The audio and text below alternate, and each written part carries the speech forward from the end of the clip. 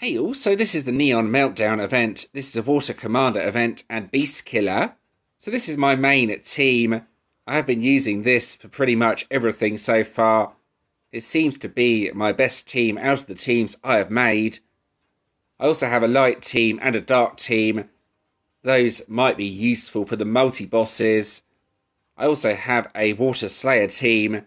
That does reasonable damage as well. So let's start with the Water Commander team. Here we have Emboldened Torrentborn. This is a Beast Killer card, so useful for the killer skill. It's also the card I currently have as my avatar card. This creates power gems and increases Water Commander damage by a decent amount. So not a bad card at all. Plus has a revive. Holiday Saints. This gives a 500% damage buff to any water card. That includes commander cards. So that's used to boost up Uprising Coven. Only increases self-damage by 200%, but it does have the cleanse, and that's useful for the bosses. Then Spectral Saviours, a decent increase to Water Commander damage. Then finally Trojan Lovers again, decent increase to Water Commander damage, but only spawns power gems after you attack. Then for the relics, there's 2 beast relics, then my other 3 relics are just my best Water Commander relics basically. So nothing too exciting there. There we go, let's scroll through all of these. That's my best relic out of the ones I have here. There we go, that's the first of the beast relics. Then the second one here to break the rest of the shields. So there we go. Then for the light team over here, this is still a reasonable option. Some of their siblings does have that cleanse as well, similar to Uprising Coven. So let's talk through the team. Curators of Legend, a decent increase to light commander damage you can see here, 225%, plus it is a beast killer card. Divine Sovereigns, this is a 500% damage buff to any light commander card. That's used to boost up some of their siblings. Has the cleanse, as I've already mentioned. Also increases self-damage by 160%. It's not the biggest self-damage increase, but the cleanse is really useful. Breakers of the Cycle has that upgrade skill, plus a really nice increase to light commander damage. Then finally Nick, Master of Blades, gives a bit more light commander damage, you can see here, 225%. Then for the relics, only the one relic to break all of the shields since it's a high pink star relic, 4 pink stars. Then just my best light commander relics basically for this team. Nothing too exciting again. There's quite a few with multiple pink stars though, making this team pretty effective. And there we go, that's the relics anyway. The Dark Commander team probably won't be that effective as there's no cleanse for the Gem Silence. So I won't talk through this team, but you can see it here. It's basically 3 cards that increase Dark Commander damage for all. 1 that has a big boost to 1 card, then 1 self-damage increasing card.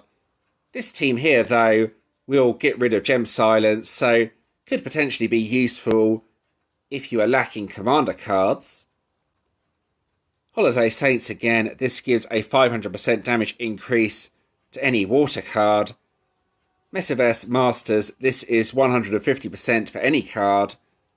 Both used to boost up Sovereigns of the Dance. This also converts and increases self-damage by 300%. Frontier Titans, this is the Beast Killer card for the team. Also has a decent increase to Water Slayer damage.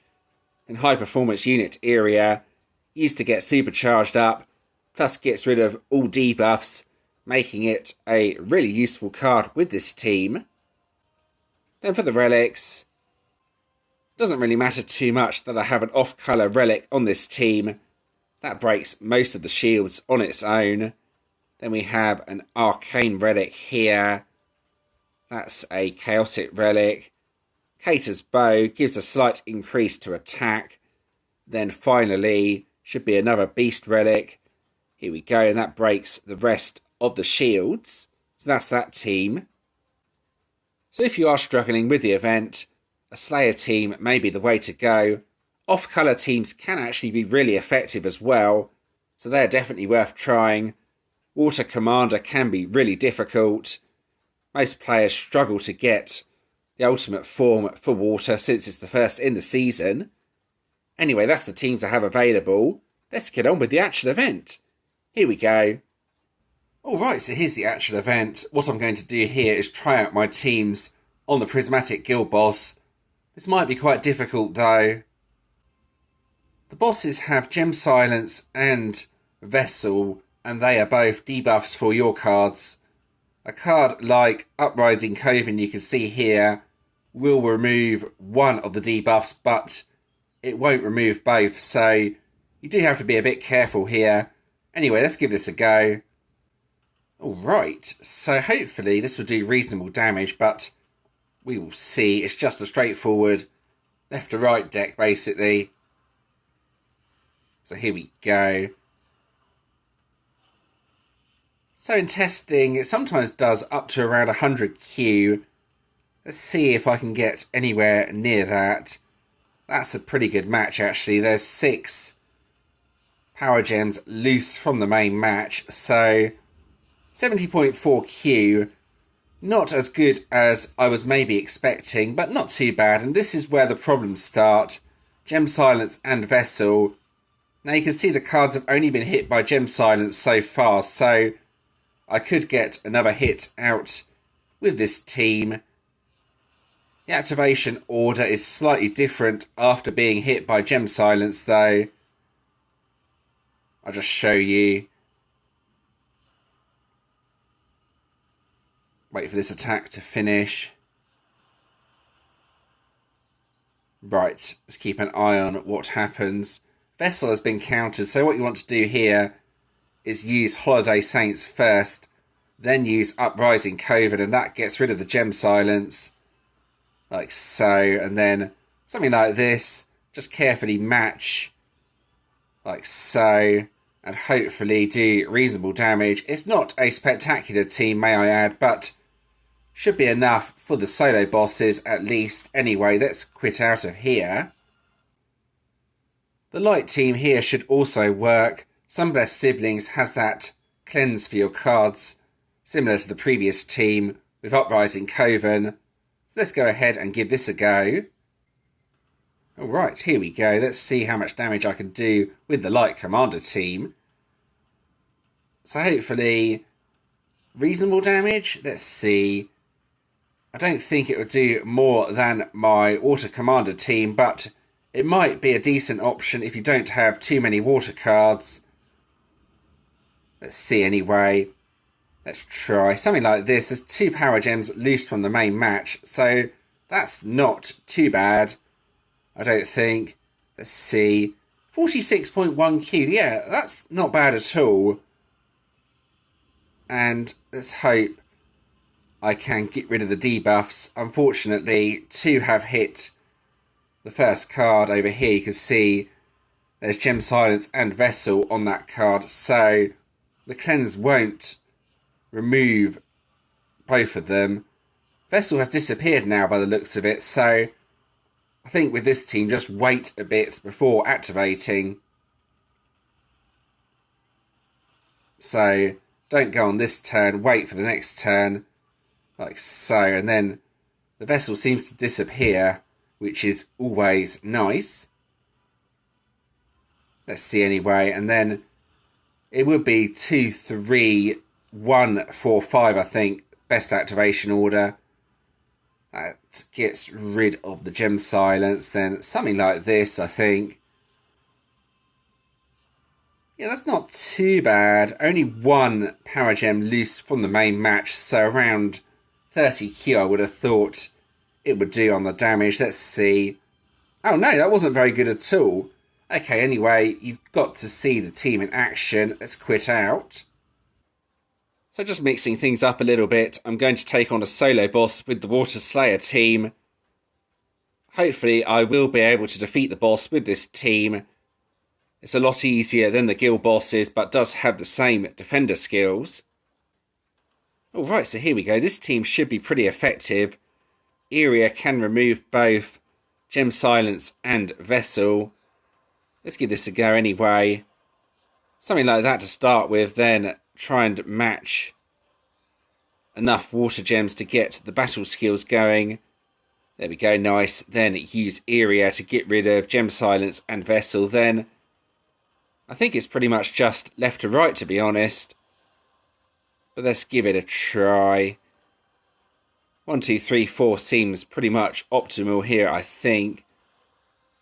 Right, here we go. So let's see what sort of damage I do with this. I think it might actually be better than my Commander deck, but we shall see, depending on what sort of grid I get. Yeah, there's nothing loose from the main match, unfortunately. The damage, though, let's see. Hopefully will be decent. 38.4Q. Yeah, that's not as good as I was hoping for, if I'm being honest. I'll give this one more hit, I think. Then I'll have to finish it off with my Commander team, as I don't think I'll have enough time, as I'm not exactly playing quickly.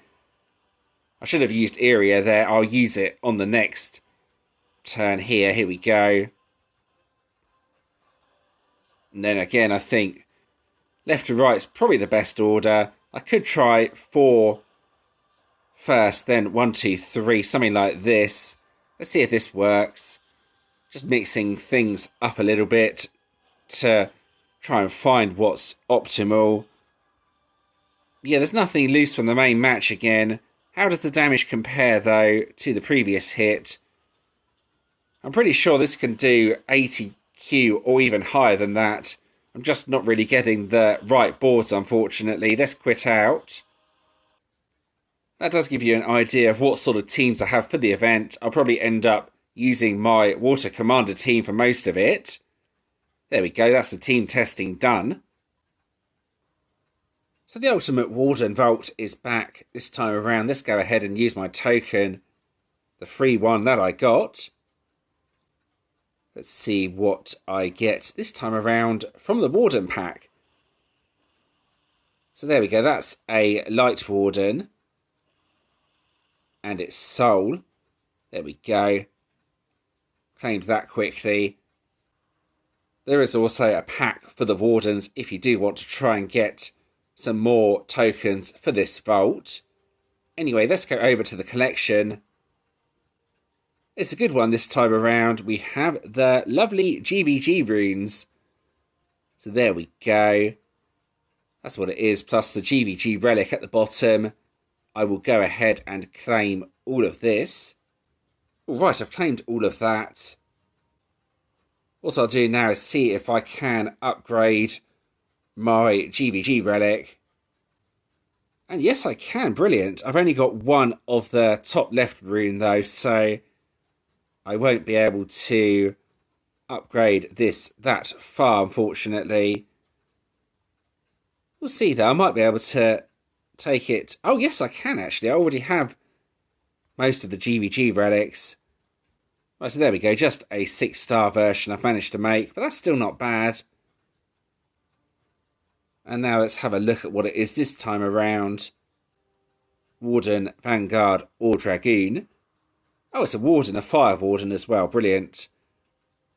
Let's see what we have. Chaoses, Scourge, Oblitus. I think that's how it's said. Thorns is a really good defender skill, actually. So this may well be something I use on my own team. Not sure yet.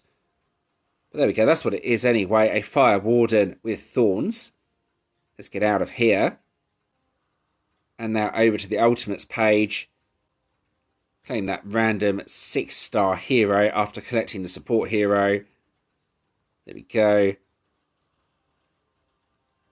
I'll go ahead and evolve that. There we go. Let's claim it and see what I get. 6-star bonus hero. All right, that looks like a Gen 2 card. That's not going to help me too much here. But it is the final card from the collection, so that's something decent, I guess. got me an extra coin anyway. Right, here's the ultimate form. Punishing Pathfinders, 220% increase to water commander damage, power gems, a delay, plus an ambush skill that's 320%. So quite a few decent buffs, plus when ambushing creates a lot of power gems, plus a revive as well on the card. So it does have a bit of everything basically, making it potentially really useful. Plus it does have the counter for gem silence, which is kind of essential actually if you don't have a cleanse card like the ones I had. Then the card that has the damage boost is Flashing Waves Archer. Here we go. This increases the water commander damage, plus has the revive on the card as well, plus the improved ambush for the damage, plus has the counter for gem silence. So this card on its own pretty much has all of the decent skills of the ultimate form, making it potentially a good alternative. You could also try that card with the ultimate form on the team. You would get 2 times 320% on the ambush, and that could be really useful for guild bosses, for example, during a frenzy. Take down the bosses nice and quickly. Alright, I'm going to end the video at this point. I hope that was interesting and helpful. As always, if you do have any questions or suggestions regarding this, please let me know in the comments, and I'll do my best to help. If you did enjoy this video, please do give it a like and subscribe to the channel. Subscribing is always very much appreciated. I've included the previous video on the screen, plus a playlist, plus you can also subscribe from here if you want to do so. And thanks for watching.